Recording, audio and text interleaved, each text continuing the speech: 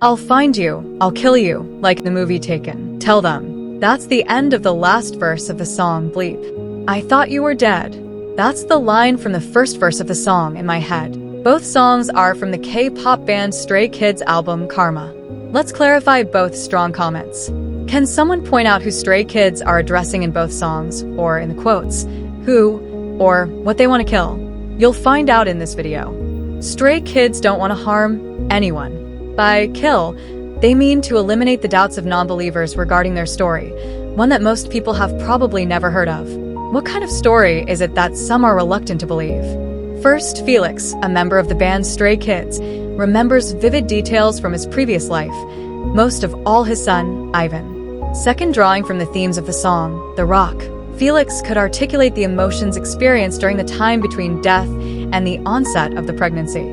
Third, the title of the song, as well as the name of the first worldwide tour of Stray Kids, named District 9, further the 3-digit numbers shown in the videos, indicating someone's age in months, with the addition of 9 months of pregnancy, pointing to the memory of the pregnancy period. Fourth, the number of ambiguous texts and phrases repeated in the videos that draw attention to dreams, as well as the number of songs, with the strongest being Felix's Deep End, can point not only to the unusually enduring connection between Felix and Ivan, his son from a previous life. Dreams, as well as many mysterious and unexplained events, such as the names of places, can point to something much more incredible than the previous 4 points. The memories, as well as the feeling that on the other side of the world, there is someone whom he remembers well, whom he knows, and with whom he communicates to a certain extent, give him the feeling that he is the stray kid. So, everyone who has the opinion that what I am saying here is just a figment of a sick mind, that is exactly what should be eliminated or, more precisely, changed. Figuratively speaking, this opinion will be eliminated and the non-believer can become a believer. That is the true meaning of the phrase, taken from the movie Taken, in the band song Bleep on Korean radio. Watch all the videos on this channel or on YouTube from December 15th, 2023, and you will likely believe it. Is it possible to point to any non-believer who could be directly addressed in the song Bleep? Let's try it. There's no time to think while watching videos. Based on the assumption that the text was easier to understand, on December 30th, 2024, Ivan posted in the Buddhism room on Reddit. He assumed that the members of the group would have time and opportunity to find a chance and help not him but themselves and countless beings in endless oceans of samsara as well. Here is the post and the reactions from members of the Buddhism room on Reddit. It is precisely thanks to these answers that he fell into complete inaction and depression. That's Felix's "I thought you were dead," which is a response to Ivan's comment in one of his videos. Ivan started gradually posting about how stray kids often draw on Tibetan Buddhism in their work. Stray kids are not Buddhists. The main reason for this is that stray kids are referring to Ivan, Felix's son from a previous life. So, he doesn't want to introduce people to Buddhism either. Can he directly point out who could be addressed in the movie phrase in the song Bleep? Do you know why Tibetan monasteries have a picture of 2 deer looking at the Dharma wheel above the gates? This depiction could have many meanings. In general, these deer depict that all Buddhists should be peaceful and kind to all. Can there be exceptions in certain circumstances? The second meaning could be that the deer were present at the Buddha's first teachings, when he began teaching in the deer park. Legend says that deer also understood the basic and most important idea of the Dharma, the 4 Noble Truths. These 4 truths are the basic building blocks of the Buddha's teachings. All directions and branches of Buddhism are based on these truths. This encourages a reflection. A beautiful, almost artistic way to subtly suggest a revolutionary idea is to notice a hidden challenge that points to the immense significance of the 4 Noble Truths. That is, if deer can understand the significance of these 4 truths, can I too? The Buddha's first noble truth defines suffering. One important fact is that suffering is largely defined here by the ignorance of repeated rebirth.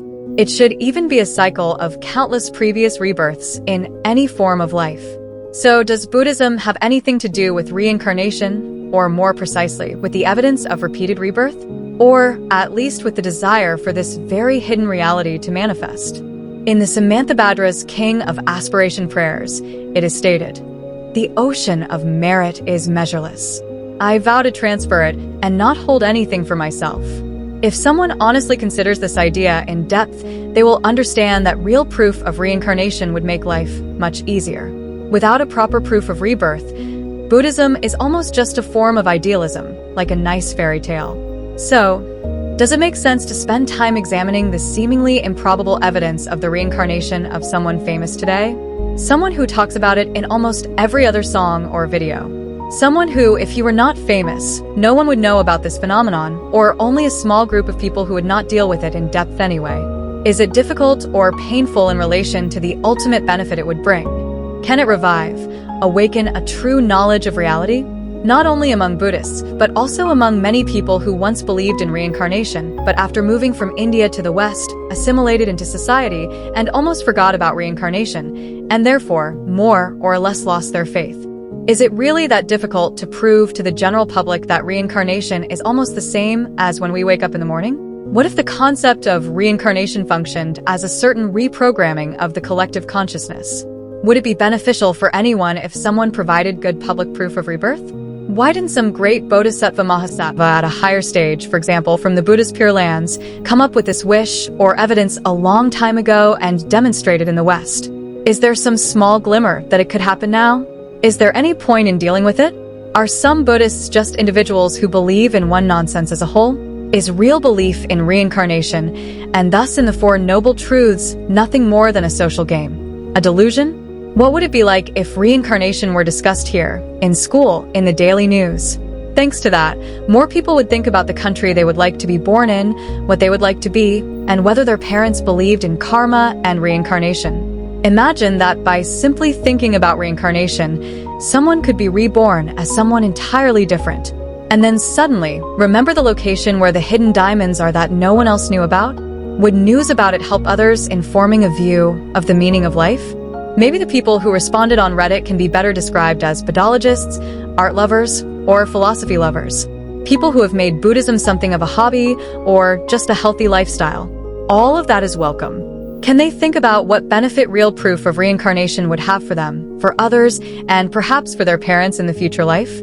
How would it help if others, even those who are not yet born, learned that reincarnation is real?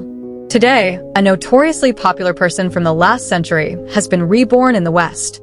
Today she is a girl, and she is also famous. In one of her recent songs, she sadly states, "People don't know." It is quite logical that she doesn't want anyone to know about it. The public may never know. There may be many more rebirths, but discussing them is an obstacle. Could these two rebirths be a coincidence? Doesn't even Ivan's posting of the videos on social media have anything to do with the current state of affairs in the world? What if those who are supposed to protect us can no longer do so? Can you see it?